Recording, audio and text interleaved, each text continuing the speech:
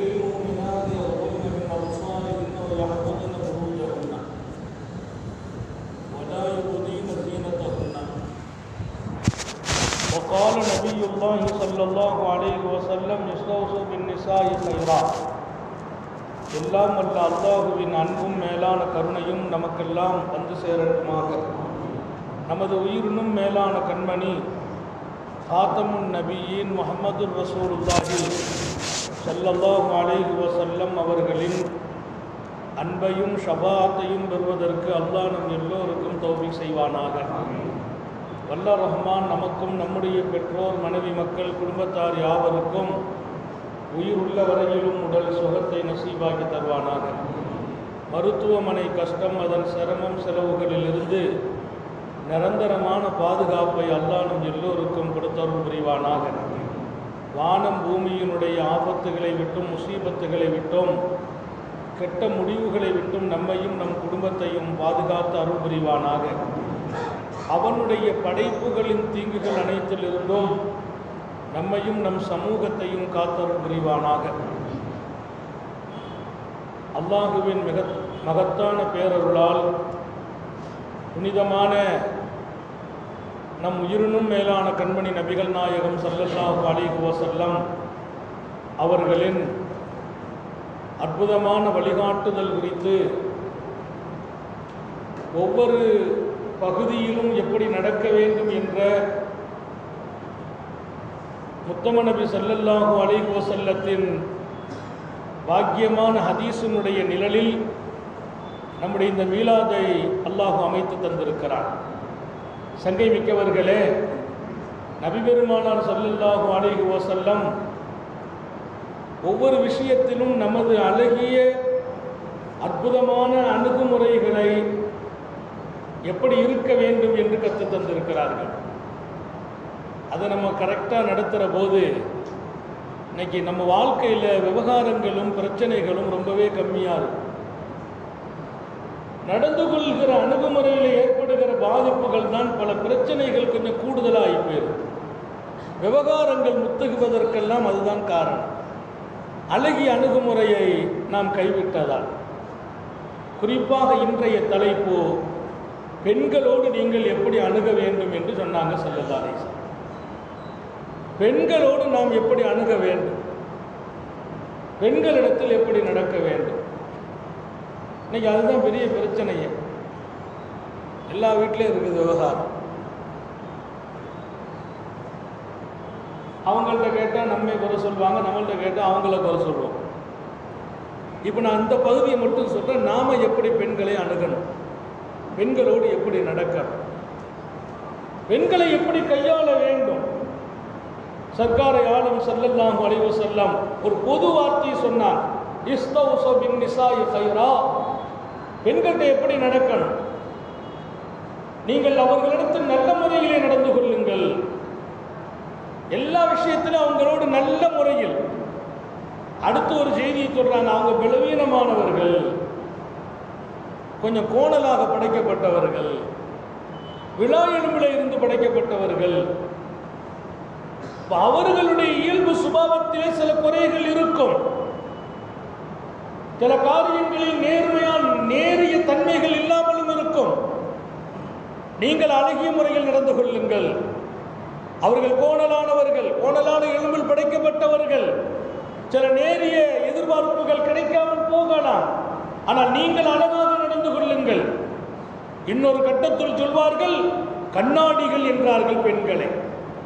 கண்ணாடி சிற்பங்கள், ரொம்ப பக்குவமாக கையாளுங்கள். உடைச்சிட்டாலும் ஆபத்து, உடைஞ்சாலும் ஆபத்து.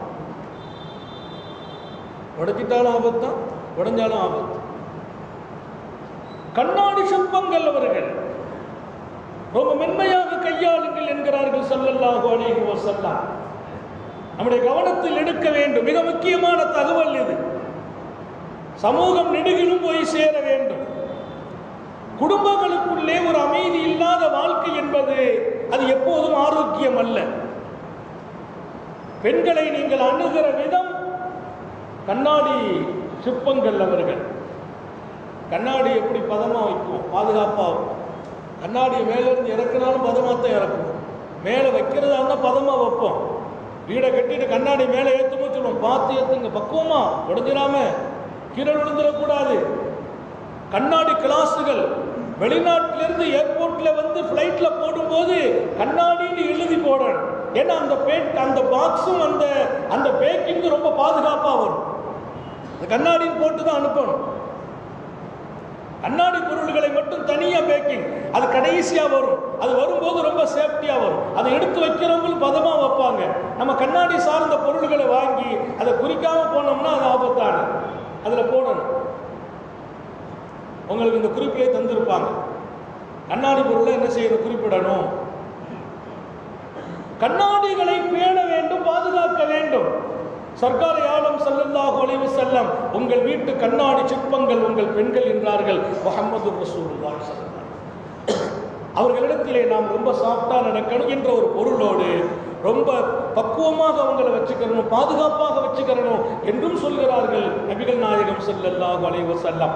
எந்த சூழலிலும் லா தத்ரிபு மா அல்லாஹ், அல்லாஹ்வினுடைய பாக்கியமான அந்த அடிமைகள், அந்த பெண்களை நீங்கள் கை நீட்டி விடாதீர்கள். நாங்கள் ஸல்லல்லாஹு அலைஹி வஸல்லம் எந்த சூழலிலும் கை நீட்டி விடாதீர்கள், அடித்து விடாதீர்கள். பெண்களை நம்ம எப்போ அடிக்கலாமா? ஒரு கணவனுக்கு அங்கீகாரம் இருக்குது, அனுமதி இருக்குது. நான் கணவன், அந்த அனுமதி இருக்கு. பெண்களை அடிக்காதீர்கள். இன்னொரு இடத்துல தெளிவா சொன்னாங்க, பெண்களை அடிக்கிறவர் லைஸ பிஹியாரிக்கும், அவன் நல்ல மனிதனே இல்லைன்னா, நல்ல மனுஷனே கிடையாதுன்னா. என்னுடைய தீனை நான் பாதுகாக்கணும்னா என் மனைவியின் உதவி இல்லாமல் பாதுகாக்க முடியாது. ஒவ்வொரு ஆண்மகனின் தீனினுடைய வளர்ச்சிக்கு பின்னால் வீட்டின் பெண்களின் பங்களிப்பு இருக்கிறது. ஸல்லல்லாஹு அலைஹி வஸல்லம் கேட்ட துஆ உங்களுடைய ஞாபகத்துக்கு சொல்கிறேன். வமர்அத்தன் ஸாலிஹத்தன் முஈனத்தன் அலா அம்ரி தீனி, எனக்கு வருகிற மனைவி என் தீனுக்கு தோள் கொடுத்து துணை நிற்பவர்களாக இருக்க வேண்டும். என்னுடைய தீனை நான் தூக்கி சுமப்பதற்கு எங்க வீட்டில் ஒரு நல்ல சூழல் இருக்கணும். அந்த சூழலை அன்பால் தான் பெறணும். பெண்களிடத்தில் அதிகாரத்தால் நீங்க பெற முடியாது. நீங்க அதிகாரம் ஆவீர்கள் என்றால், அவர்கள் பிடிவாதம் காட்டுவார்கள் என்றால் நீங்கள் தோற்று போய்விட வேண்டும் என்று சரியத்து சொல்லுது. பிடிவாதத்தில் அவங்க தான் ஜெயிப்பாங்க. அதிகாரத்தை அவங்களுக்கு அதிகமாக பயன்படுத்தக்கூடாது. அன்பை கொண்டே உங்கள் பெண்களை நீங்கள் நடத்துங்கள். நாங்கள் ஸல்லல்லாஹு அலைஹி வஸல்லம் பெண்களுக்கு அதிகாரத்தை கொண்டு போகக்கூடாது. அப்ப நான் சொன்ன அந்த மேலேருந்து அந்த தொகுப்பை கொண்டு வந்துட்டே இருங்க. எப்படியெல்லாம் நம்முடைய பெண்கள் நடக்க வேண்டும். நான் இங்கே 6வது குறிப்பிட்டு தருகிறேன். அவர்களிடத்தில் நீங்கள் எப்படி அணுக வேண்டும், எப்படி நடக்க வேண்டும், அன்பால் கையாளுங்கள். சர்க்கார் ஆலம் ஸல்லல்லாஹு அலைஹி வஸல்லம் அன்பு வச்சுதான் அவங்களை நம்ம வெல்ல முடியும். ஹதீஸுடைய இன்னொரு பகுதி, நபிகள் நாயகம் ஸல்லல்லாஹு அலைஹி வஸல்லத்துடைய தோழர் சய்யிதுனா அபூ ஹுரைரா, நபி பெருமானார் ஸல்லல்லாஹு அலைஹி வஸல்லம் தோழர் அபூ ஹுரைரா ரலியல்லாஹு அன்ஹு தொழுகைக்கு வர்றாங்க. வழியிலே ஒரு பெண்மணி அபூ ஹுரைராவை நிறுத்தினார். அபூ ஹுரைராவை நிறுத்தி சொன்னால், நான் தப்பு பண்ணிட்டேன். என்ன தப்புன்னு கேட்டாங்க. ஸனைத்து வ கத்தல்து வலதி மினஸ் ஸினா, நான் விபச்சாரம் செய்து விட்டேன், விபச்சாரத்தின் வழியே பிறந்த குழந்தையை கொலை செய்து விட்டேன். நான் விபச்சாரமும் செய்தேன், அதில் பிறந்த குழந்தையை கொலை செய்து விட்டேன். ஃபஹல்லி மின் தௌபா, எனக்கு மன்னிப்பு இருக்கிறதா என்று அந்த அம்மா கேட்குது. சையதுனா அபூ ஹுரைரா சொன்ன பதில், ஹலக்தி வா ஹலக்தி, நீ முன்னால நிற்காதே, நீ நாசமா போய்விட்டாய், உன்னுடைய பிள்ளையையும் நாசமாக்கி விட்டாய். ஹலக்தி வா ஹலக்தி, நீ நாசமா போனது மட்டும் இல்லை, பிள்ளையும் நாசமாக்கிட்ட. நீங்க நிக்க கூடாது போன்றாங்க. அந்த அம்மா பாவம் அழுதுட்டு ஓடிட்டு ரொம்ப கண்ணீர் அடிக்க. அந்த அம்மா தௌபாக்காக வந்திருக்கு. விபச்சாரம் செய்து எவ்வளவு நாள் ஆச்சு?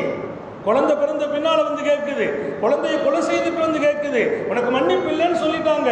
அந்த அம்மா அழுது துடிச்சுது. போயிட்டு நேரா வர்றாங்க சர்க்கார் ஆலம் தர்பாருக்கு. தொழுகையிலே நபி அவர்களை சந்திக்கிறார்கள். பெருமானாட்ட சொல்றாங்க, இந்த மாதிரி ஒரு அம்மா வந்து என்னிடத்துல மார்க்க தீர்ப்பு கேட்டாங்க, இப்படி சொன்னாங்க, என்ன பதில் இப்படி சொல்லிவிட்டேன். அல்லாஹ்வின் தூதர் சொன்ன வார்த்தை உங்களுக்கெல்லாம் நான் நினைவாகவும் எச்சரிக்கையாகவும் சொல்வேன். பெண்கள்கிட்ட எப்படி நடக்கணும். அலக்தவா அஹ்லக்தயா அபூ ஹுரைரா, அபூ ஹுரைரா நீ நாசமா போனாய் என்றார். அந்த பெண்ணா நாசமா போனால், நீ நாசமாய் போனால், ஹலக்த நீ நாசமாகி விட்டாய். அட தீனுடைய விஷயத்துல கூட பெண்களிடத்தில் கடுமையை காட்டுகிற கணவன் நல்லவன் இல்லை, தந்தை நல்ல தந்தை இல்லை. ஷரியத் ஒரு தீன கூட பெண்கள்கிட்ட மிதமா கொடுக்கணும், மென்மையா கொடுக்கணும், பக்குவமா கொடுக்கணும். என்னுடைய மனைவி தொழுக சொல்லணும், பக்குவமா தான் சொல்லணும். குணம் இல்லை, பக்குவமாகத்தான் குணத்தை கொண்டு வரணும். அப்ப மார்க்கம் சார்ந்தவைகளில் கூட நமது பெண்களை, நமது வீட்டு பெண்களை அழகிய அணுகுமுறையால் மாற்றுங்கள் என்று ஷரியத் சொல்கிறார். அபூ ஹுரைரா கொஞ்சம் வேகமாயிட்டாங்க, பஜார் செய்துட்டு கொலை செய்துட்டு நீ நாசமா போனாய், உன் பிள்ளையை நாசமாக்கி விட்டாய். நாங்க அல்லாஹ்வுடைய ரசூல் சொன்னாங்க, ஹலக்தயா அபூ ஹுரைரா வா ஹலக்தா, நீங்க நாசமா போயிட்டீங்க, அந்த பெண்ணையும் நாசமாக்கிட்டீங்க. தெரியாதா உங்களுக்கு? திருக்குரானை திறந்து பாருங்கள். விபச்சாரம் செய்து கொலை செய்து அதற்கு பின்னால் அதை நினைத்து வருந்து மன்னிப்பு கேட்டால் இரக்கமுள்ள ரப்பு மன்னிப்பேன் என்று சொல்லி இருக்கிறான் என்றார்கள் ஸல்லல்லாஹு அலைஹி வஸல்லம். இல்லா மன் தாப வஆமன வஅமில ஸாலிஹன், அந்த ஆயத்துக்கு மேல நீங்க திறந்து பார்த்தால் அல்லாஹ் வரிசையா சொல்றான், விபச்சாரம் செய்து கொலை செய்து, அப்ப அதுக்கெல்லாம் பின்னால் அவங்க தௌபா செய்து திருந்தி வருகிறார்கள் என்றால் அல்லாஹ் மன்னிப்பை தர காத்திருக்கிறான் என்கிறான்.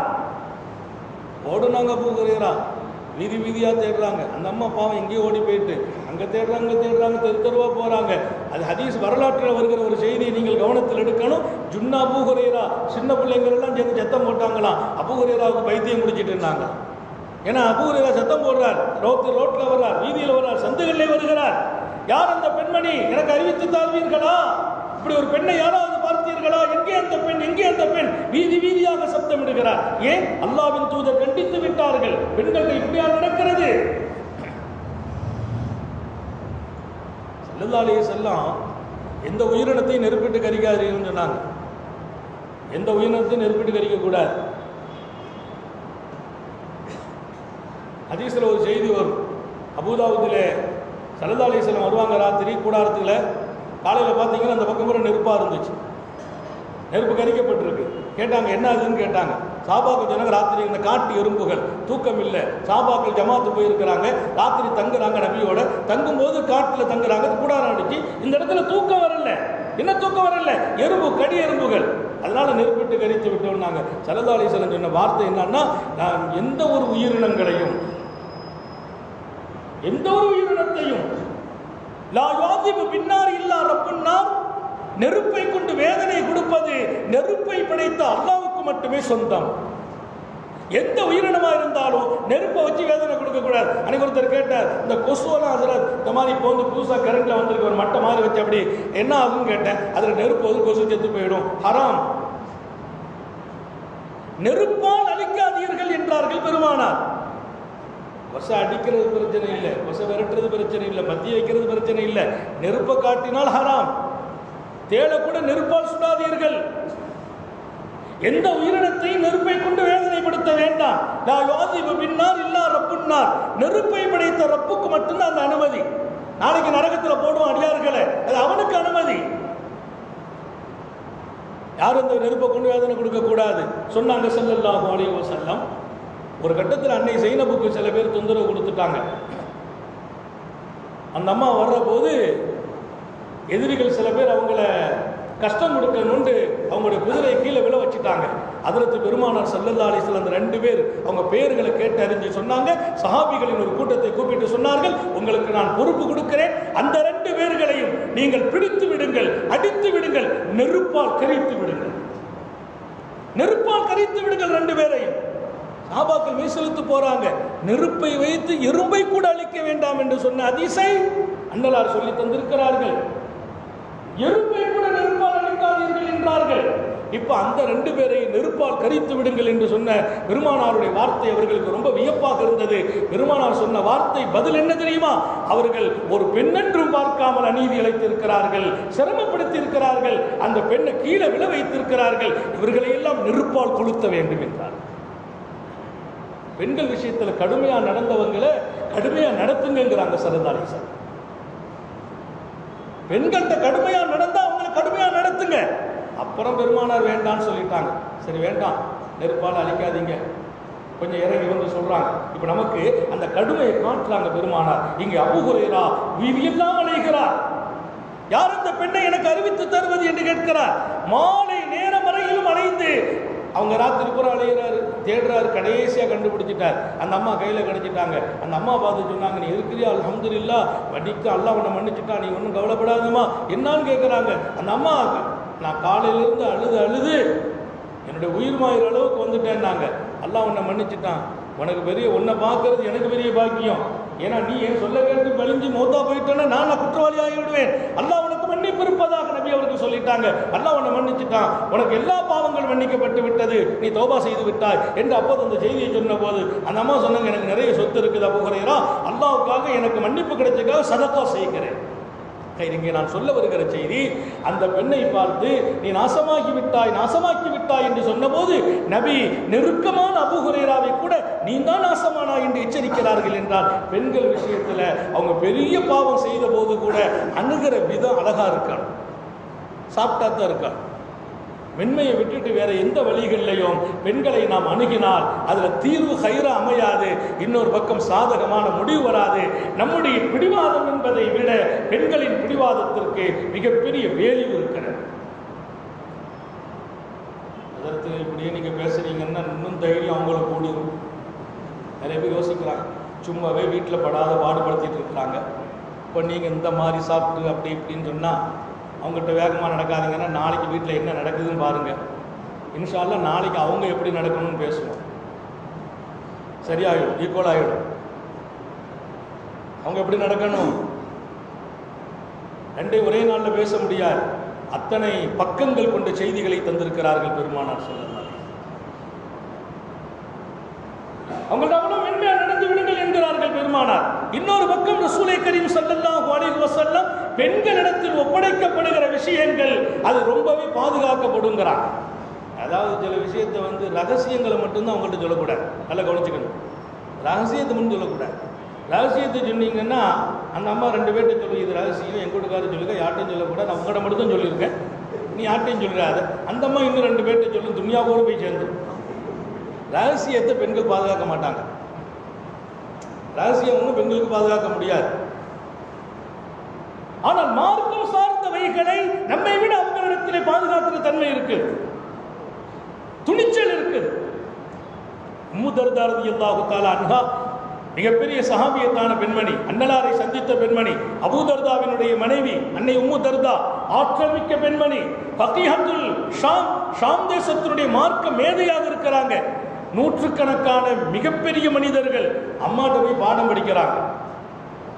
அந்த அம்மாட்ட பாடம் படிக்கிறாங்க, சட்டங்களை படிக்கிறாங்க, மார்க்கத்தை படிக்கிறாங்க. மன்னர்களுக்கு கூட ஹக்க சொன்னாங்க அம்மா. வீட்டில் சில பேர் பயப்படுவாங்க, பெண்கள்ட்ட அந்த தைரியம் ஒன்று இருக்குது. மார்க்கத்தை அவங்கள்ட்ட கொடுத்துட்டோம்னு சொன்னா அவங்கள்ட்ட இருக்கிற அந்த வீரியத்திற்கு மகத்தான பவர் இருக்கு. அல்லாஹ் நமது வீட்டு பெண்கள் மார்க்கத்தின் ஆழம் காண செய்வானாக.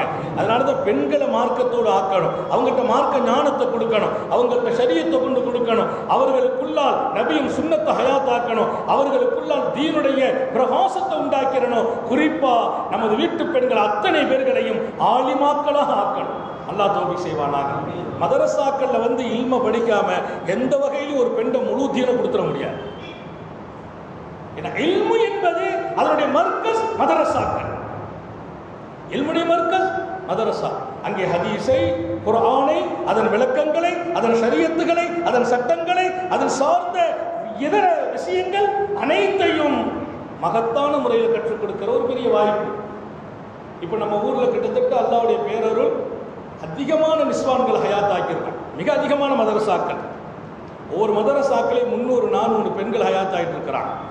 ஒரு வருஷத்துல பட்டம் வாங்கி ஆலிமா வருகிற பெண்கள் 300 பேர். போன வருஷத்துக்கு முந்தின வருஷம் 213 பேர் ஆலிமா சனத் வாங்கினான்.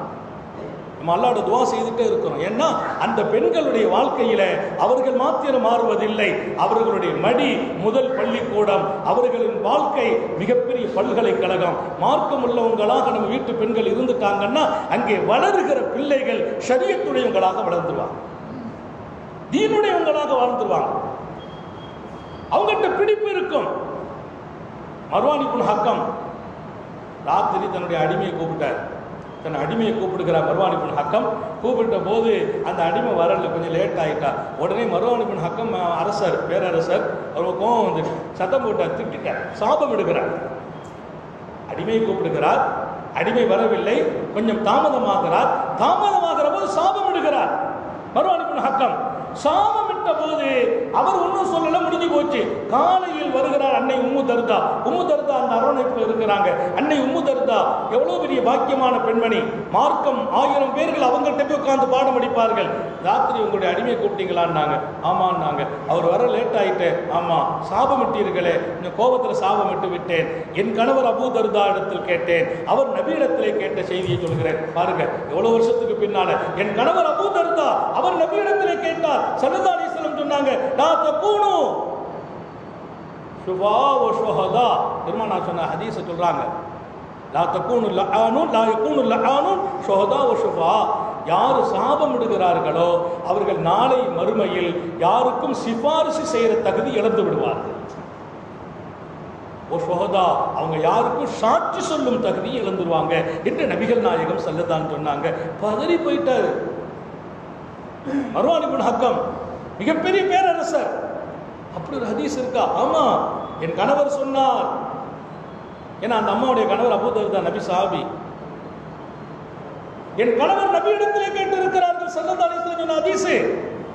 சாபமிட்டீர்களா, உங்களால் சிபாரிசு செய்யற பவர் அல்லாஹ் பிடிங்கிருவான்.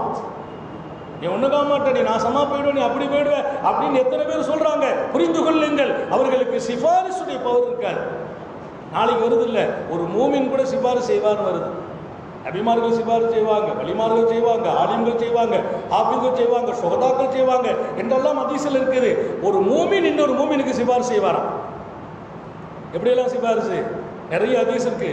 அவர் வந்து நான் வந்தேன், நான் அல்லாஹ் அவர் வீட்டு பக்கமாக வந்து கொஞ்சம் தாகமாக இருந்துச்சு, அவர்கிட்ட போய் நான் தண்ணி கேட்டேன், எனக்கு குடிக்க தண்ணி கொடுத்தார். அப்போ அவர் எனக்கு குடிக்க தண்ணி கொடுத்துருக்கிறார். இப்போ அவர் கஷ்டப்படுறார் நரகத்தில், எனக்கு தண்ணி கொடுத்தார் இல்லையா, எனக்கு ஒரு உதவி செய்கிறப்ப என்ன உதவி வேணும், அவருக்காக நான் சிபாரிசு செய்கிறேன், அவரை நீ நரகத்திலிருந்து விடுதலை செய் என்று ஒரு மூமின் சிபாரிசு செய்வார். யாருக்கு? இன்னொரு மூமினுக்கு. எதை வைத்து? அவர் செய்த உபகாரத்தை வைத்து. என்ன உபகாரம்? குடிக்க தண்ணி கேட்டேன்னு அவர் கொடுத்தார்.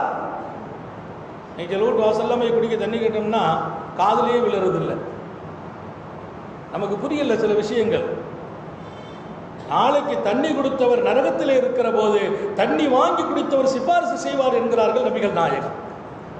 ஆனா இந்த பவர் யாருக்கு கிடைக்கும்? உலகத்தில் அடுத்தவங்களை சாபம் விடுறாங்களே, இவங்களுக்கு அந்த வாய்ப்பு இருக்குது. ஆனா இவர் பல பேருக்கு போய் உபகாரம் வாங்கி இருக்கிறார், அல்லாஹ்வுடைய சிபாரிசு பவர் இருக்குது. இவர் சாபம் விட்டதால் அந்த பவர் பிடுங்கப்பட்டு. அல்லாஹ் நம்மை அந்த நிலையிலிருந்து பாதுகாப்பானாக. இந்த செய்தியை சாதாரண ஆள்கிட்ட போய் சொல்லல, மாமன்னர் மர்வான் இப்னு ஹக்கம்கிட்ட அன்னை உம்மு தர்தா சொல்கிறார். அவர் ஆச்சரியப்பட்டார் மாத்திரமல்ல, அம்மாவுக்கு பாராட்டும் கிஃப்டும் கொடுத்தார். பெண்கள்கிட்ட இருக்கிற ஒரு பெரிய பவர், எதையும் வலுவாக உறுதியாக. இன்னொரு பக்கம் அவங்கள்ட்ட இந்த பயம்லாம் வராது. உண்மையை சொல்றது அல்லாஹ் நம்ம வீட்டு பெண்கள் அப்படி நசீபாக்கி வைப்பானாக. அப்படியானால் அருமையானவர்களே, பெண்களுக்குள்ளே எல்லாவற்றையும் கொண்டு கொடுக்க வேண்டும், தீனுடைய அடிப்படைகளை கொண்டு தர வேண்டும். அப்ப அவங்களை நம்ம அணுகிற விதம் குறித்து நான் இங்கே சொன்னேன். அடுத்த கட்டம், அவர்களை வார்த்தெடுக்கிற விதம் குறித்து சொல்வார்கள் ஸல்லல்லாஹு அலைஹி வஸல்லம். அவங்கள்ட்ட எப்படி வளர்க்கணும், அவர்களை நீங்க எப்படி வார்த்தெடுக்கிறீர்களோ அந்த மாதிரி அவங்க அதில் ஸ்ட்ராங் ஆகிடுவாங்க. பிள்ளைங்கள்ட்ட இன்னொரு விஷயத்தையும் சொன்னாங்க, அல்லாஹ்ட்ட நம்ம துவா செய்கிறோம், நம்ம வீட்டம்மாவும் துவா செய்வாங்க. ஆனால் அல்லாஹ் இடத்துல போய் அஸ்ரவுல் இஜாபத், பாப்பா அம்மாவை பற்றி சொல்கிறாங்க. அத்தா அம்மா இருக்கிறாங்க, அத்தாவும் அல்லாட்ட துவா செய்கிறா என் பிள்ளை நல்லா இருக்கணும்னு, அம்மாவும் துவா செய்கிறாங்க. அல்லாட்ட உடனே போய் அங்கீகரிக்கப்படுகிற துவா தாய் செய்த துவாண்டாங்க. தந்தை துவா ரெண்டாவதாங்கிறாங்க. எத்தனை தடவை நான் கண்ணீர் வடித்தாலும் வீட்டமாக கேட்குற துவாவுக்கு ஒரு பெரிய பவர் இருக்குங்கிறாங்க சிலதாரி. தாயின் துவா அஸ்ரவுல் இஜாபா, உடனே ஒப்புக்கொள்ளப்படும். அதனால நிறைய நேரத்தில் அவங்கள்ட்ட ஒப்படைக்கிற துவா செய்யுமான்னு. நம்மளும் கேட்கிறோம், மறுக்கப்படுறது இல்லை. அவங்க கேட்ட உடனே பொதுவாக பெண்களுடைய துஆவுக்கு அல்லாஹ்ட்ட பெரிய பவர் இருக்கு. என்ன அல்லாஹ் சொன்னான், என் விலகீனமான அடியான்.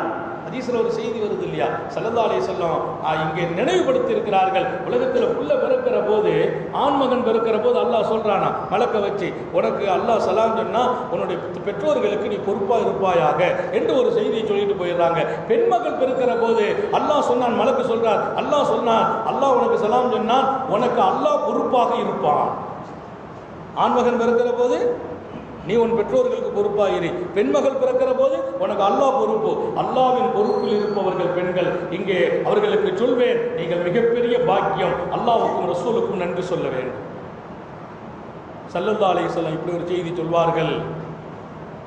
ஆனா அபுல் பனாத், பெண்கள் அஞ்ச வேண்டாம், உலகத்தில் பிறந்த எல்லா பெண்களுக்கும் நான் தந்தையாக இருக்கிறேன் நாங்க ஸல்லல்லாஹு அலைஹி வஸல்லம். அல்லாஹ் சொல்றான், உங்களுக்கு நாம் பொறுப்புங்கிறான். பெருமானார் சொல்றாங்க, நான் பெண்ணினத்திற்கு தந்தை என்கிறார்கள். அப்படியானால் அல்லாஹ்வும் ரசூலும் தங்கள் பொறுப்பின் கீழ் உங்களை வைத்திருக்கிறார்கள். அதனால நீங்க கேட்ட உடனே பவர்,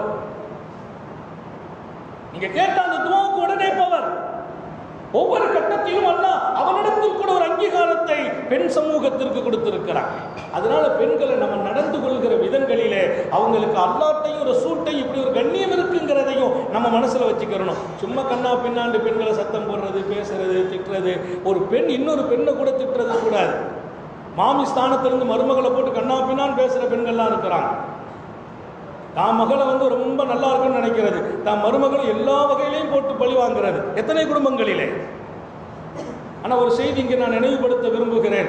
உங்க மகன் நல்லா இருக்கணும்னா உங்க மருமகளை சந்தோஷமா வச்சா தான் நல்லா இருக்கும். இல்லைன்னா இங்க படுற கஷ்டத்துக்கு அல்லாஹ் அங்க பகரம் கொடுப்பான். இதுதான் அல்லாஹ்வுடைய சுன்னத்து. இப்போதைக்கு தெரியாது, பின்னால் ஒரு நாள் அது பாதிக்கும். ஏன்னா ஒரு பெண் கண்ணீர் வடித்தால் அல்லாஹ்வின் அர்ஷ் வரைக்கும் அது போய் சேரும். ஒரு பெண்ணு கண்ணீர் வடிச்சுட்டா, எனக்கு குடும்பத்தில் இவ்வளோ கஷ்டம் நடக்குது, அப்போ எனக்கு மனசு இவ்வளோ கஷ்டமா இருக்குது, என் மாமி எனக்கு இவ்வளோ கஷ்டம் கொடுத்துட்டா, என்னுடைய கணவர் இவ்வளோ கஷ்டம் கொடுத்து விட்டார் என்று ஒரு பெண் கண்ணீர் வடித்தால் அந்த கண்ணீருக்கு அல்லாஹ்ட்ட முதல் பவர். டப்புன்னு அந்த கண்ணீர் அல்லாஹ்ட்ட போயிடும். அல்லாஹ்வுடைய கோபமும் அல்லாஹ்வுடைய வருத்தமும் யாரு கண்ணீர் வடிக்க செய்தாங்களோ அவங்க மேல வருமா இல்லையா? எனவே பெண்களிடத்தில் எல்லோரும் மென்மையாகத்தான் நடக்க வேண்டும்.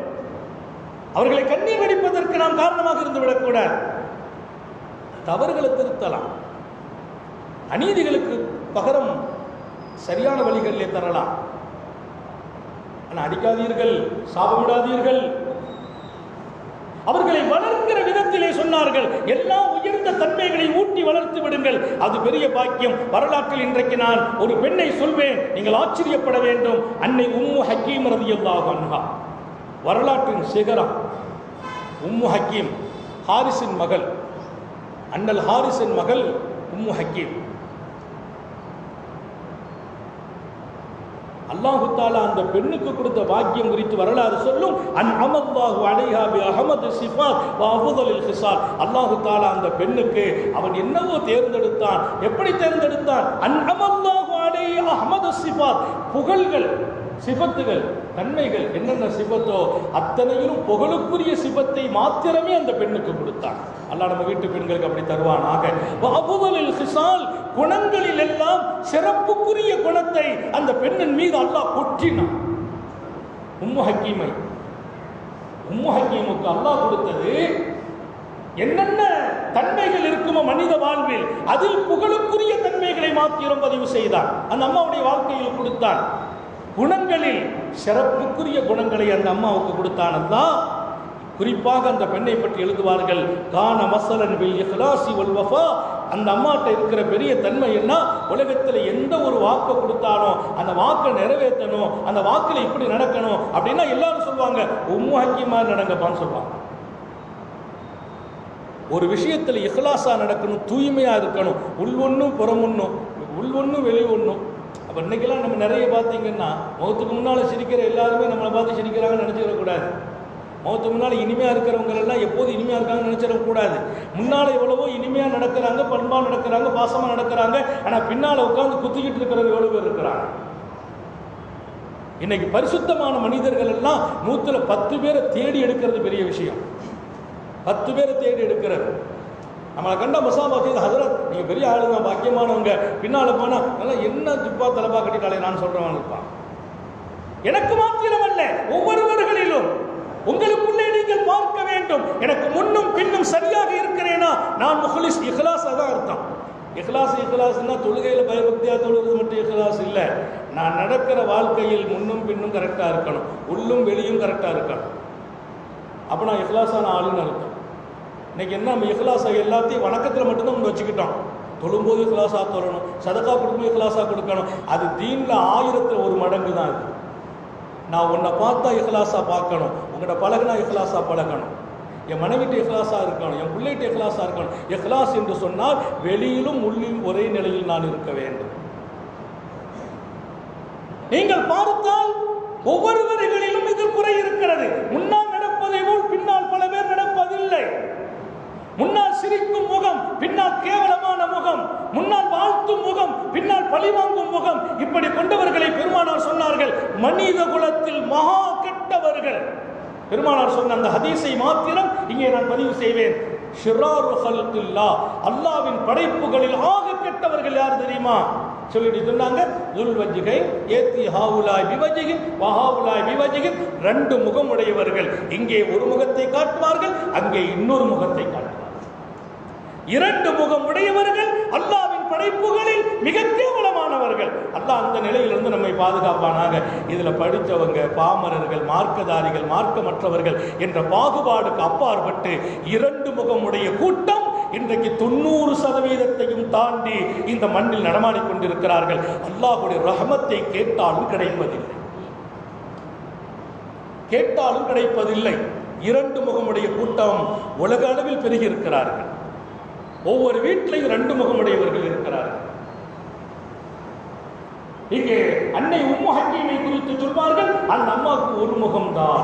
அல்லாஹ் நமக்கு அந்த நசீபை வழங்குவானாக, நம்ம வீட்டு பெண்களுக்கு வழங்குவானாக. அன்னை உம்மு ஹக்கீமுடைய வாழ்க்கையில அந்த அம்மா வஃபா எதனாலும் சொல்லுவாங்களாம், வாக்கா அம்மா மாதிரி நடங்கப்பான்னு சொல்லுவாங்களாம், இஹ்லாஸா அம்மாட்ட படிச்சுக்கங்கன்னு சொல்லுவாங்க. في وقت المحن صابرة محتسبة وفي زمن الجهاد والغزوة فارسة منتصرة. அம்மாட்ட இருந்து அடுத்த சிபத்தை எழுதுறாங்க. எப்படிப்பட்ட பெண்மணி தெரியுமா? அந்த அம்மா சோதனை காலங்களில் சாபிரத்துன் முஹ்தசிபா, ரொம்ப ரொம்ப பொறுமையான பெண். மாத்திரமல்ல, நன்மையை எதிர்பார்த்து பொறுமை இழக்காத பெண்ணாக. சோதனைங்கிறது யாருக்கு இல்லை? பாவிகளுக்கா சொந்தம்? சாலிஹீங்களுக்கும் சோதனை. சோதனை வருகிற போதெல்லாம் அன்னை உம்மு ஹக்கீமுடைய வாழ்க்கையில் எப்போதும் அந்த அம்மா ரொம்ப பொறுமையா இருப்பாங்க. வெறும் பொறுமை அல்ல, முஹ்தசிபா, நன்மையை எதிர்பார்த்து. ஏன்னா இந்த சோதனையில பொறுமையா இருந்தா என்ன நன்மை, இந்த சோதனையில பொறுமையா இருந்தா என்ன நன்மை, குடும்பத்து சோதனையில பொறுமைக்கு என்ன நன்மை, சமுதாய சோதனையில பொறுமைக்கு என்ன நன்மை, வியாதி வந்துச்சு அதுல பொறுமையா இருந்தா என்ன நன்மை. நன்மைகளின் வாசல் அத்தனையும் கற்று தேர்ந்த பெண்மணி. நன்மை எதிர்பார்த்து பொறுமையாக இருக்கணும்னா நன்மை தெரிஞ்சாதானே நன்மை எதிர்பார்க்க முடியும். இல்மு இல்லாமல் எந்த இபாதத்திலும் உயர முடியாது. எல்லாத்தையும் அதனுடைய நன்மை எதிர்பார்க்கணும். எதிர்பார்க்கணும்னா அதனுடைய டோட்டல் A to Z விளங்கணும். அந்த இல்மு மிக முக்கியம். அதில் அந்த அம்மா தேர்ச்சி. அன்னை உம்மு ஹக்கீம், நான் எங்கள் தாய்மார்களுக்காக சொல்கிறேன், முன்மாதிரி பெண்களை நீங்கள் வாழ்க்கையாக்குங்கள். இந்த தீனின் சிகரங்களை வாழ்க்கையாக்குங்கள். ஷரியத்தில் உச்சமாக வாழ்ந்த இது போன்ற பெண்மணிகளை நீங்கள் முன்மாதிரியாக எடுக்க வேண்டும். இன்றைக்கு நம்முடைய பெண்களுடைய பெரிய கைசேதமும் சோதனையும் இன்றைக்கு தொலைக்காட்சிகளினுடைய ஊடகங்களிலே வருகிற பெண்கள் இவர்கள் முன்மாதிரியாக எடுத்து வாழும் கேவலம் ஏற்பட்டிருக்கிறது. சின்னத்திரை பெண்கள் இவர்களினுடைய இன்றைக்கு டிரெஸ்ஸின் அலங்காரம் சின்னத்திரை பெண்கள், இவர்களின் பேச்சின் மகுடம் சின்னத்திரை பெண்கள். இன்னைக்கு வீடு தோறும் சின்னத்திரைகள் உருவாக விட்டதாலே இவங்களுடைய பேச்சு அந்த அம்மா மாதிரி பேசுறது, பழிவாங்கிறது அவளை மாதிரி பழிவாங்கிறது. அவ எப்படி பழிவாங்கிறா பாத்தியா அப்படின்னு என்ன அர்த்தம்? இதெல்லாம் நமக்கெல்லாம் ஒரு பாடம், நம்ம பழிவாங்கிறதுக்கு. இன்றைக்கு திரையுலக பெண்களை உங்கள் வாழ்க்கையின் முன்மாதிரியாக எடுத்துக்கொண்டதால் 1000 இடங்களில் நீங்கள் சருகி போகிறீர்கள் என்று பெண்களுக்கு இந்த இடத்தில் ஒன்றை நான் பணிவாக சொல்கிறேன். நமது முன்மாதிரி சஹாபியத்தான பெண்கள் அன்னை உம்மு ஹக்கீமை போன்ற மிகச்சிறந்த பரிசுத்தமான பெண்மணிகள். ஜிஹாதி ஒல் கசவாத்தி போர்க்களங்களை அந்த அம்மா பார்க்கிற போது போர்க்களங்களை அந்த அம்மா பார்க்கிற போது பெண்களை பொறுத்தவரையில கொஞ்சம் பயங்கரமான இடத்துல எல்லாம் கொஞ்சம் பின்வாங்கிடுவாங்க. ஆனா போர்க்களங்களை பார்க்கிற போது அவ்வளவு பொறுமையான அந்த பெண்மணி எப்படி இருப்பார்கள்? வாரிசத்தன் முந்தசிரா, அந்த அம்மா மிகப்பெரிய ஒரு குதிரை வீரனாக மாறிவிடுவார்கள். போர்க்களத்திலே மிகப்பெரிய வீரம். அந்த அம்மாவின் வீரத்தை நிறைய போர்க்களங்கள் பேசியது. ஆச்சரியம் என்ன தெரியுமா? அந்த அம்மா ஒருத்தருக்கு பின் ஒருத்தராக 3 பேரை நிக்கா செய்தாங்க. 3 பேரை நிக்கா செய்தாங்க. 3 பேரும் சாதாரண மனிதர்கள் அல்ல. எப்படிப்பட்டவர்? ஃபத்ஹு மக்காவில் தான் இஸ்லாத்துக்கு அந்த அம்மா வர்றாங்க. இந்த அம்மா திருமணம் செய்திருந்தது இக்ரிமாவை திருமணம் செய்திருந்தாங்க. இக்ரிமா யார்? அபூஜகளுடைய மகன். அபூஜகளுடைய மகன் இக்ரிமாவை திருமணம். பெருமானார் ஸல்லல்லாஹு மக்கா வெற்றி கண்ட போது இக்ரிமா ஊரை விட்டுமே ஓடி போயிட்டார். இக்ரிமா ஊரை விட்டு ஓடி போயிட்டார். ஓடி எங்கேயோ போய் அவர் ஜித்தா துறைமுகம் போய் கப்பல் ஏறிட்டார். கப்பல் ஏறி போனால் கப்பல் நடுக்கடலில் நின்று போக மாட்டேங்குது. அங்கு போக புயல்களும் காற்றுகளும் வீசி கப்பல் அப்படியே புரட்டிக்கிட்டு இருக்கு. இப்போ அவர் அந்த கப்பல் உட்கார்ந்து இருக்கிறார். இந்த அம்மா நபி பெருமானாரை வந்து சந்திக்கிறார். எப்படி சந்திக்கிறார்? யா ரசூலல்லாஹ், நான் ஏற்கனவே தங்கள் கரம் பற்றி களிமா சொன்னேன். எனக்கு ஒரு பாதுகாப்பு தேவை. என் கணவர் பயந்து எங்கோ இருக்கிறார். அவர் ஈமானுக்கும் இஸ்லாத்துக்கும் எதிராக வாழ்ந்தவர். இன்றைக்கு அவருக்கு ஒரு அடைக்கலமும் பாதுகாப்பும் நீங்கள் தருவீர்கள் என்றால் அவரை இங்கே நான் கொண்டு சேர்க்க முடியும் என்றார்கள்.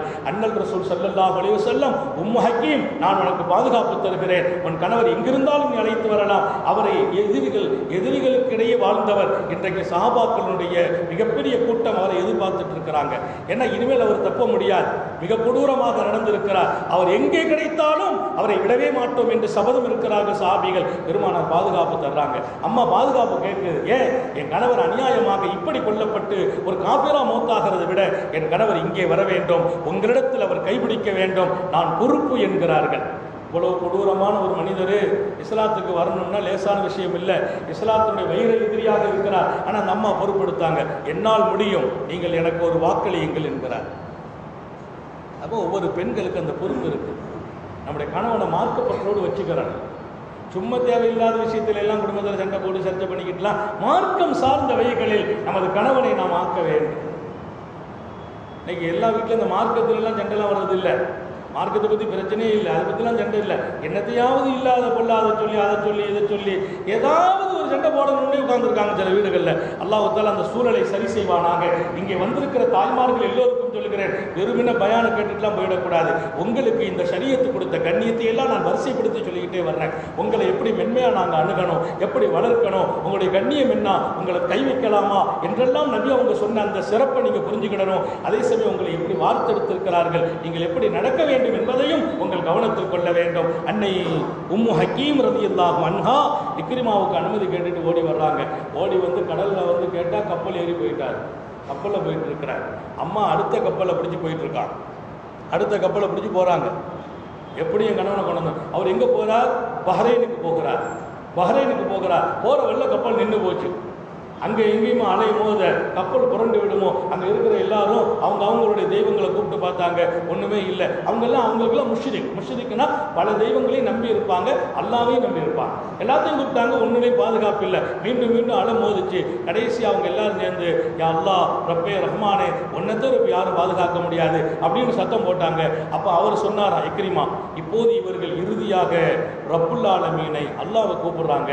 இவனை கொண்டு மட்டும்தான் பாதுகாப்பு கிடைக்கும் என்று சொன்னால், இவன் மாத்திரம்தான் பாதுகாப்பான் என்றால், இனிமேல் அந்த தீனை விட்டால் எனக்கு கதி இல்லை என்றார். இங்க வந்து மனசுல மனைவிக்கு வந்தவன் அங்க வந்துட்டு பத்தியலாம். எல்லாரும் அல்லாஹ்ட்ட கேட்டு அவரும் கேட்கிறார், ரப்பே ரஹ்மானே, நான் உன்னை பின்பற்றி வாழ்ந்தவர்களை, உனக்கு பின்னால வந்தவர்களை, முகம்மதை, உங்க தோழர்களை ரொம்ப அநீதி செய்திருக்கிறேன். ஆனால் உன்னால் மாத்திரம்தான் இப்போது காப்பாற்ற முடியும் என்றால் எங்களை காப்பாற்றினார். கப்பல் போக ஆரம்பிச்சிட்டு, கப்பல் போகுது, அலை குறைஞ்சிச்சு, புயல் குறையுது. அவர் மனசில் வந்துட்டு இப்போ நேராக இவர் வந்து இறங்கா, அந்த அம்மாவும் கப்பலில் வந்து இறங்கா. 2 பேரும் சந்தித்து அந்த அம்மா சொன்னாங்க, உங்களுக்கு நான் நபியிடத்தில் பாதுகாப்பு வாங்கியிருக்கிறேன், என்னோடு நீங்கள் திரும்பி விடுங்கள், பஹ்ரைன் வேண்டாம், நீங்கள் இங்கே வாருங்கள், முஹம்மது ரசூலுல்லாஹ் நமக்கு இருக்கிறார்கள், அவர்கள் பாதுகாப்பு தருவார்கள் என்று சொன்னபோது ஏற்கனவே இவருக்கு ஒரு நம்பிக்கை ரப்பின் மீது ஏற்பட மீண்டும் அழைத்து பெருமானாருடைய தர்பாருக்கு வருகிறார். நபி அவங்க அவர்களை வரவேற்க, ஆரத்தழுவ, அந்தஸ்தை சொல்ல. சஹாபாக்களுக்கு ஒரு சின்ன வருத்தம். சில பேர் சொன்னாங்க, யாரு இக்ரிமா யாரு என்று சொல்லி கேவலமான அபூஜகளின் மகன் இல்லையா? பெருமானார் உடனே சஹாபாக்கிட்ட சொன்னாங்க, இவரின் தந்தையை இனிமேல் திட்டாதீர்கள், அது இவரை பாதிக்கும் என்றார். அவர் தந்தையை டச் பண்ணாதீங்க, அபூஜகல் எதிரியா வாழ்ந்து விட்டார், இவரை பாதிக்கும், வேண்டாம் என்கிறார்கள் நபி பெருமானார். மௌத்தா போனவர்களை பற்றி பேசாதீர்கள் என்கிறார்கள். ஒரு பெரிய திருப்பம். அப்புறம் இவர் அல்லாஹ்வுடைய பாதையில தான் போறார். நீண்ட வரலாறு, போர்க்களத்தில் போறார். அப்ப அம்மா சொன்னாங்க, நான் உம்மு ஹக்கீம், நீங்கள் போர்க்களம் போகிறீர்கள், அல்லாஹ்வின் பாதை, இந்த தீனின் வளர்ச்சியும் இந்த தீனுக்காக பல பேர் வந்து சேர்வதும் இந்த தீனை எதிர்த்தவர்கள் உங்களால் அவர்களுக்கு மிகப்பெரிய தோல்வி கிடைப்பதும் உங்கள் லட்சியமாகட்டும். நீங்கள் வந்தாலும் ஏற்பேன், நீங்கள் மரணித்தால் நான் மகிழ்ச்சி அடைவேன். எங்க அல்லாஹ்வுடைய பாதை போனாரு. ரொம்ப நாளைக்கு பின்னால போர்க்களம், அங்கே போய் அவர் வீரமரணம் அடைகிறார், ஷஹீதாகிறார். அவரால் பல பேர்களுக்கு மிகப்பெரிய நல்ல வாழ்க்கை வாழ்ந்தார், ஈமானுடைய வாழ்க்கை. அந்த பெண்ணின் அருமையான அந்த தொடர்பு, கடைசியாக அவர் ஷஹீதாகிறார். அந்த அம்மா சொன்னாங்களா, ரப்பே எனக்கு இப்படி ஒரு கணவனை கொடுத்தாயே, ஈமானுக்கு எதிராக நின்றவர் இன்றைக்கு ஈமானுக்காக தன்னை மரணிக்க செய்திருக்கிறார், ஷஹீதா இருக்கிறார், நான் கொடுத்து வைத்தவள் என்றார். நம்ம நல்ல பெண்ணா இருந்துட்டோம்னா நம்ம கணவனுடைய வாழ்க்கையில மிகப்பெரிய திருப்பங்கள் ஏற்படும். அல்லாஹ் தௌஃபீக் செய்வானாக. இரண்டாவது, அந்த அம்மாவுக்கு கிடைத்த மிகப்பெரிய கிஃப்ட், காலித் இப்னு ஸயீதை நிக்காஹ் செய்றாங்க. காலித் இப்னு ஸயீத் ரலியல்லாஹு அன்ஹு, அவங்க இவங்க மேல ரொம்ப பாசம். அதே மாதிரி ஒரு போர்க்களத்தில் அவங்க போய் நிற்கிறாங்க. அந்த போர்க்களம் சாதாரண போர்க்களம் அல்ல, ரோமாபுரி எதிர்த்து நடக்கிற போர்க்களம். இந்த அம்மா சொன்னாங்க, அந்த நம்ம ரெண்டு பேரும் பாசமா இருக்கிறோம், ரெண்டு ரொம்ப பிரியமாயிட்டாங்க. அந்த அம்மா சொல்லும், அவர் சொன்னாராம், இந்த போருக்கு போறது ஒன்றும் இல்லை, இப்போ வந்து நம்ம கல்யாணமா இருக்குது, கொஞ்ச நாள் இந்த கல்யாணத்தில் இருந்துட்டு அப்புறம் நான் போய் கலந்துக்கிறேன். ஒரு 2-3 நாள் அந்த வாழ்க்கையில் இருந்தார். அதுக்கு பின்னால் ஒரு புறப்படும்போது சொன்னார், எனக்கு உண்மையிலேயே இப்போது நிலை இருக்குது, இந்த போர்லேருந்து நான் திரும்பினான்னு தெரியல, ஏன்னா மிகப்பெரிய ஒரு சாம்ராஜ்யத்தை எதிர்த்து நடைபெறுகிற போர், பரவாயில்ல நாங்கள் அம்மா நீங்க போயிட்டு வாங்க, நானும் இந்த போரில் உங்களோடு வருகிறேன் என்று களம் இறங்கினார்கள். அந்த போர்க்களம் ரோமர்களை எதிர்த்து நடைபெற்ற போர்க்களம். காலித் இப்னு ஸயீதின் வீரம், பல பேர்களை தாக்குகிறார். கடைசி எதிரிகள் அவரை சுற்றி மடக்கி அவரை தாக்கி ஷஹீதாக்கிட்டார். 2ஆம் ஷஹீத். அந்த அம்மா பார்த்துட்டாங்க, யாரு தாக்குனாங்கன்னு பார்த்துட்டாங்க. அந்த அம்மா கூடாரத்தில் இருந்தாங்க. அந்த கூடாரத்தினுடைய கம்பியை தன் கையாலை கலட்டி எடுத்து களம் இறங்கினார்கள். பாராசீகர் ரோமர்களை எதிர்த்து களம் இறங்கியது மாத்திரமல்ல, ரோமர்களை எதிர்த்து நடந்து அந்த களத்தில் அவர்களின் கணவனை தாக்கியவர்களை மிகச்சரியாக அடையாளம் கண்டு 7 பேரை தாக்கி முடித்தார். அம்மா கையால் 7 பேர் கொல்லப்பட்டாங்க. போர் முடிஞ்சு போச்சு. உமர் ரலியல்லாஹு அன்ஹுவுக்கு இந்த செய்தி வருது. உமர் இப்னு கத்தாப் சொன்னாங்க, என் வாழ்க்கையில் நிறைய பெண்களை பெருமானாரோடு போர்க்களத்தில் பார்த்துருக்கேன், இன்னைக்கு காலத்தில் நான் ஆச்சரியப்படுகிறேன், மகிழ்ச்சி அடைகிறேன். இப்படி ஒரு பெண்மணியா? அந்த பெண்ணை பார்த்து, அவள் வீரத்தை பார்த்து, அவள் பொறுமையை பார்த்து, அவளின் அன்பை பார்த்து, அவர்களின் மிகப்பெரிய அடக்கமான தன்மைகளை பார்த்து நான் வியப்படைகிறேன் என்று சொன்ன உமர் 2 நாள் கழிந்தது, அத்தாவுடைய காலம் முடிய 2 நாள் கழிந்தது. அந்த அம்மாவுக்கு பெண் கேட்டு அனுப்புறாங்க, இந்த அமீருல் மூமினின் உங்களை நிக்காஹ் செய்ய போறாங்க. யாருக்கு இப்போ வர்றாங்க? ஹஜ்ரத் உமரினுடைய மனைவியாக வர்றாங்க. ஹஜ்ரத் உமர் ரலியல்லாஹு அன்ஹு, நீண்ட வரலாறு, நான் சுருக்கமாக தான் சொல்றேன். உமர் ரலியல்லாஹு அன்ஹு அவர்களோடு வாழ்ந்தவர்கள் எதிரியால் தாக்கப்பட்டு ஷஹீதாகிறாங்க. அந்த அம்மா சொல்வார்களாம், அல்லாஹ் எனக்கு 3 கணவனை தந்தான், ஜௌஜத்து ஷுஹதா, நான் ஷுஹதாக்களின் மனைவி என்றார். ஷுஹதாக்களின் மனைவி, அல்லாஹ்வின் பாதையில் உயிர் தியாகம் செய்தவர்கள் அத்தனை பேர்களும், என்னை கரபிடித்த 3 பேர்களும் ஷஹீதுகள். அத்தனை பெரிய பாக்கியம் அந்த அம்மாவுக்கு கிடைத்தது. கொஞ்ச காலம் தான் உமரோடு வாழ்ந்தாங்க. இங்கே நான் சொல்ல வருகிற செய்தி, மிகப்பெரிய பொறுமை அவர்களிடத்தில் பழக வேண்டும், தூய்மை அங்கே பழக வேண்டும், வீரம் அங்கே பழக வேண்டும், அடக்கம் அங்கே இருக்க வேண்டும். அத்தனைக்கு மேலால் ஷஹீதுகளாக தன் கணவன்மார்கள் இருக்கிறார்கள் என்று அல்லாஹ்வின் தர்பாரில் நான் ஆனந்தப்படுவேன் என்று சொன்ன அந்த நிலை, ஒவ்வொன்றிலும் மறுமையை நோக்கமாக கொண்டு வாழ்ந்த உம்மு ஹக்கீமை எங்கள் தாய்மார்களுக்கு முன்மாதிரியாக்குகிறேன். உங்களுக்கும் சொல்கிறேன், நம்ம பிள்ளைங்களுக்கு வளர்க்கணும், அன்பு காட்டி வளருங்கள், பொறுமையை சொல்லி வளருங்கள், வீரம் சொல்லி வளருங்கள். அதுவும் குறிப்பாக பெண் மக்களுக்கு முன்னால் ஷரியத்தின் எல்லா ஆற்றலையும் கொடுத்து வளருங்கள். குறிப்பாக தீனின் அத்தனை ஞானங்களையும் கொடுத்து வளர்ப்போம். அடுத்த காலத்தை இந்த நாட்டின் பாதுகாப்புக்குரிய காலமாக ஆக்குவது நம்ம வீட்டு பெண்களின் கையில் இருக்கிறது என்பதை மறந்து விடாதீர்கள். அவங்க துவாவுக்கும் பவர் இருக்கிறது, அவர்களின் சிரிப்பிலும் அர்த்தம் இருக்கிறது, அவர்களின் மௌனத்திலும் அர்த்தம் இருக்கிறது. அவர்களின் பார்வைக்கு முன்னால் சரணடைந்த கூட்டம் பெரிய கூட்டம். யார் பார்வைக்கு முன்னால? பெண்களின் பார்வைக்கு முன்னால். நான் ஒரு தடவை மதசா விஷயமா பார்த்தேன். அவர் சொன்னால் அதை ஒன்றும் கவலைப்படாதே, என்ன நம்ம மதரசா சிறப்பாக செய்வோன்னு உள்ளே போனார். அங்கே நின்று அந்த அம்மா ஒரு பார்வை தான் பார்த்தாங்க. கொஞ்ச நேரத்தில் வெளியில் வந்து அதுக்கு நான் அடுத்த மாதம் நான் உங்களை பார்க்குறேன்னார். பார்வைக்குள் சமூகத்தை அடக்கி வைத்திருக்கிறார்கள். ஒரு பார்வை தான். இந்த ஸ்ரீதேவி பார்த்த உடனே பேச்சே பஸ்பமாக மாறி போச்சு. எவ்வளோ பேர் நம்மள்கிட்ட ரொம்ப வீராப்பாக பேசிட்டு போவாங்க, உள்ளே போயிட்டு அங்கே ஒன்றும் இல்லை, பேச்சில் நம்ம காதல் விடாது. அந்த அம்மாவோட ஒரு பார்வை பார்க்க இவர் சரண்டர் ஆகிடுவார். நிறைய பேருடைய அமைதியை பார்த்தா எல்லா சத்து எங்கள் வீட்டில் உள்ளது தான் சொல்லிட்டு இருக்கீங்க, புதுசாக பார்வையால் பல பேர்களை வயப்படுத்தினாங்க. நிறைவாக சொல்வேன், ஸல்லல்லாஹு அலைஹி வஸல்லம் சொன்னாங்க, பெண்களை பார்த்து அறிவு சார்ந்த ஆண்கள், பெருமானா சொன்ன வார்த்தை, அறிவு நிறைந்த ஆண்கள், தீர்க்கமான சிந்தனை உள்ளவர்கள், கூர்மையான புத்தியுடையவர்கள், அப்படிப்பட்ட ஆண்களின் புத்தியை, அந்த ஆண்களின் அறிவை இந்த உலகத்தில் போக்குகிறவர்கள் யாரும் இல்லை. அறிவில் பலகீனமான பெண்களை உங்களை விட நாங்கள் சொல்றாங்க. நீங்கள் அறிவில்னா கொஞ்சம் பலகீனம்தான். அறிவார்ந்தவர்களின் சிந்தனையை கூட போக்கும் ஆற்றல் உங்கள் கையில் இருக்குதுன்னு நாங்கள் ஸல்லல்லாஹு அலைஹி வஸல்லம் அந்த செய்தியும் இங்கே கவனத்துக்கு தர்றோம். அதனால் பெண்கள் சந்தோஷப்படக்கூடாது, அதற்கு இன்னும் கொஞ்சம் எல்லாம் பாக்கி இருக்குது, அதெல்லாம் முடிக்க வேண்டியிருக்குன்னா வந்துடாதீங்க. எனவே நல்ல வாழ்க்கைக்கு நீங்கள் தயாராக வேண்டும். நாம் அழகிய முறையில் அவங்கள அணுகணும், அவங்களோடு நல்ல முறையில் நடக்கணும், ரொம்ப கனிவாக நடக்கணும், பணிவாக நடக்கணும், பாசமாக நடக்கணும். அப்படி நடந்தால் குடும்பங்கிறது எப்போதுமே அழகாக இருக்கும், குடும்ப வாழ்க்கை எப்போதுமே மரியாதையாக இருக்கும். நம்ம கொஞ்சம் தில்லுமுள்ளு வேகமாக அவங்கள்ட்ட நடந்துட்டோம்னா நம்ம தான் பிரச்சனையை சந்திக்கணும், நம்ம டெய்லி சந்திக்கணும். அவங்கள்ட்ட அழகாக நடந்துட்டோம்னா டெய்லி குடும்ப சொர்க்கமாக இருக்கும். அல்லாஹ் தௌஃபீக் செய்வானாக. அமைதியான வாழ்க்கையை கொண்டு அவர்களை அணுகச் சொன்ன அன்னலாரின் வழிகாட்டுதலை எடுத்து நடக்க உங்களுக்கும் எனக்கும் அருள் புரிவானாக. நாளைய தினம் குடும்ப வாழ்க்கையை பெண்கள் எப்படி அலங்கரிக்க வேண்டும் என்பது குறித்து, அவங்க எப்படி நம்மள்கிட்ட நடக்கணும் என்பது குறித்து நாளைய பேசுவோம். அல்லாஹ் தௌஃபீக் செய்வானாக. சோதனைகளில் இருந்து பாதுகாப்பானாக, நெருக்கடிகளில் இருந்து பாதுகாப்பானாக, கெட்ட முடிவுகளில் இருந்து பாதுகாப்பானாக, ஹயாத் வரையிலும் படுக்கையில் விழுந்து விடாமல் பாதுகாப்பானாக. அவன் எப்படி விரும்புவானோ அப்படி வாழச் செய்வானாக. என் விருப்பத்திற்கு நான் வாழ்வது நமக்கு நோக்கமே இல்லை, அவன் விருப்பத்திற்கு மாறச் செய்வானாக. அவன் எங்கே சந்தோஷப்படுவானோ அங்கே என்னுடைய வாழ்க்கை ஆக்குவதற்கு அவன் கருணை காட்டுவானாக. நீண்ட நெடிய நாட்கள் நோய் நொடிகள் இல்லாமல் உடல் ஆரோக்கியத்தோடு மன நிறைவோடு இன்பத்தோடு அல்லாஹுவை நின்று வணங்கி வழிபட்டு வாழும் நசீபையும் பாக்கியத்தையும் எல்லாம் அல்ல அல்லாஹ் உங்களுக்கும் எனக்கும், நம்மை ஈன்றெடுத்த தாய் தந்தையர்களுக்கும், நமது மனைவி மக்கள் உற்றார் உறவினர் யாவருக்கும் கொடுத்தருள் புரிவானாக. நமது உயிரினும் மேலான கண்மணி காத்தமுன் நபியின் முஹம்மது ரசூலுல்லாஹ் ஸல்லல்லாஹு அலைஹி வஸல்லம் அவர்களை கனவிலும் நனவிலும் கண்டுகளிக்கும் பெரும் பாக்கியத்தை அல்லாஹ் நம் எல்லோருக்கும் கொடுத்தருள் புரிவானாக என்ற நல்ல துஆக்களோடு உங்கள் எல்லோருடைய துஆவையும் ஆதரவைத்து என் வார்த்தைகளை நிறைவுபடுத்துகிறேன். வாஹிரு தாவானா அனில் ஹம்துலில்லாஹி ரப்பில் ஆலமீன். அஸ்ஸலாமு அலைக்கும் வரஹ்மத்துல்லாஹி வபரகாத்துஹு.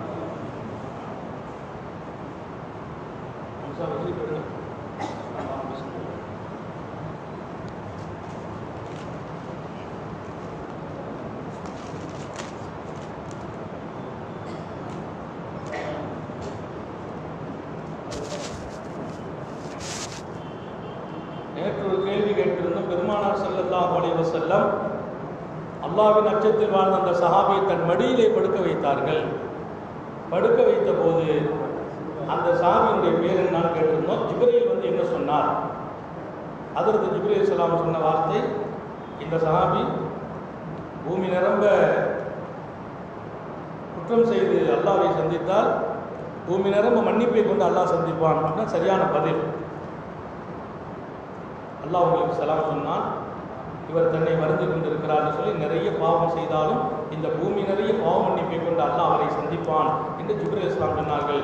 அந்த சஹாபியின் பெயர் இப்னு அப்துர் ரஹ்மான், சஹலபா இப்னு அப்துர் ரஹ்மான், ரஃபீக், ஜாசிம், உமர் புலவர்த்தர். ஆம்பளைங்களா பெண்களா? உமர் புலவர்த்தர். இந்த பரிசை மரியாதைக்குரிய எங்கள் பள்ளிவாசகத்தினுடைய நிர்வாக பொறுப்பில் இருக்கிற அப்துல் காதர் கொடுப்பார்கள்.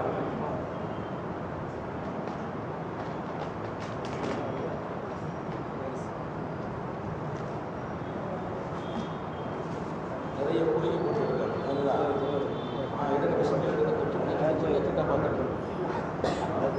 ரொம்ப நேரம் இருக்காதீங்க.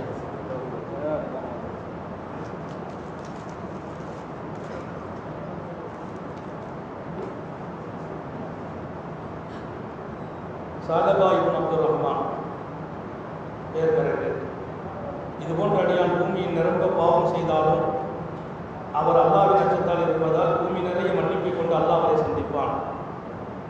ஆனால் மாஜித் ஹுமைரா ஹசரத்து பிலால் தெரு ஒன்று இருக்கு இல்லையா நம்ம ஊரில், ஹசரத்து பிலால் தெரு அந்த பெண்களுக்கு அனுப்பி வச்சிருக்கோமா, இந்த பரிசை நம்முடைய ஹயா சாஹிப் அவங்க கொடுக்குறாங்க. மாஜித் ஹுமைரா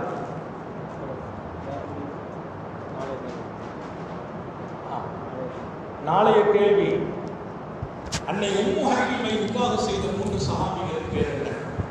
அன்னை உம்மு ஹக்கீமை நிக்காஹ் செய்த 3 சஹாபிகளின் பேர் என்ன? அன்னை உம்மு தர்தா, அன்னை இரண்டாவது கேள்வி, அன்னை உம்மு தர்தா மன்னரிடத்தில் என்ன சொன்னார்கள்? உம்மு தர்தா மன்னரிடத்தில் என்ன சொன்னார்கள்? மன்னர் பேரையும் அவங்க சொன்ன வார்த்தையை எழுதியது. ஏன்னா கேள்வி ரொம்பவா இருந்தால் தான் அவங்க விரிவாக எழுதுவாங்க. மன்னரிடத்தில் என்ன சொன்னார்கள்? உம்மு தர்தா நபி சஹாபி, ஷாம் தேசத்துடைய மார்க்க மேதை என்று சொல்லியிருக்கேன். அந்த அம்மா என்ன சொன்னாங்க மன்னருக்கு? மன்னர் பேர் என்ன? மன்னர்கிட்ட சொன்ன செய்தி என்ன? ஹதீஸை வச்சு சொன்னாங்க ஒரு செய்தி. அது என்ன செய்தி? ஸல்லல்லாஹு அலா